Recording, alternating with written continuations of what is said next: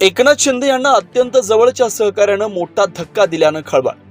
महानगरपालिका निवडणुकीच्या पार्श्वभूमीवर राज्यातील राजकीय वातावरण चांगलंच तापलंय।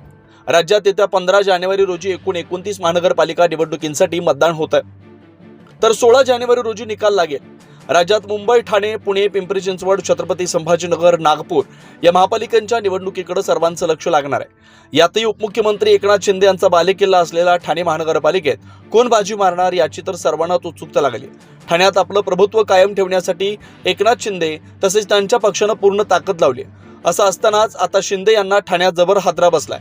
कधी काळी एकनाथ शिंदे यांच्या अत्यंत जवळच्या सहकारी म्हणून ओळख असलेल्या ठाण्याच्या माजी महापौर मीनाक्षी शिंदे यांनी राजीनामा दिलाय। या राजीनाम्यानंतर आता ठाण्यातील राजकीय वातावरण ढवळून निघालंय। पदावर राहण्यास इच्छुक नसल्याचं कळवलं।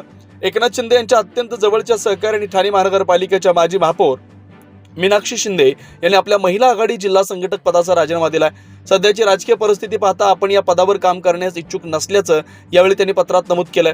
उपमुख्यमंत्री तसेच शिवसेनेचे मुख्य नेते एकनाथ शिंदे यांना पत्र लिहून त्यांनी महिला जिल्हा संघटक पदाचा राजीनामा दिलाय।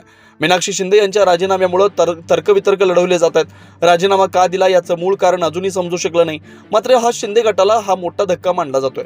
ठाण्यात नेमकं काय घडत आहे? ठाणे महानगरपालिका एकनाथ शिंदे यांच्यासाठी प्रतिष्ठेचे। काही झालं तर या महानगरपालिकेत महायुतीचा झेंडा फडकला पाहिजे, यासाठी एकनाथ शिंदे तसेच भाजपा पूर्ण ताकद लावते। दुसरीकडे उद्धव ठाकरे यांची शिवसेना, महाविकास आघाडीचे इतर घटक पक्ष शिंदे यांचा हा गट भेदण्यासाठी कामाला लागलेत। असं असताना आता मीनाक्षी शिंदे यांनी राजीनामा दिलाय। आता त्या शिवसेना पक्षातून बाहेर पडून अन्य पक्षात प्रवेश करणार का? त्या कोणत्या पक्षात प्रवेश करणार आहेत? या सर्व पक्षांची उत्तरं सध्या तरी गुलदस्त्यात आहेत। त्यामुळे आता नेमकं काय होणार हे पाहणं महत्त्वाचं ठरणार आहे।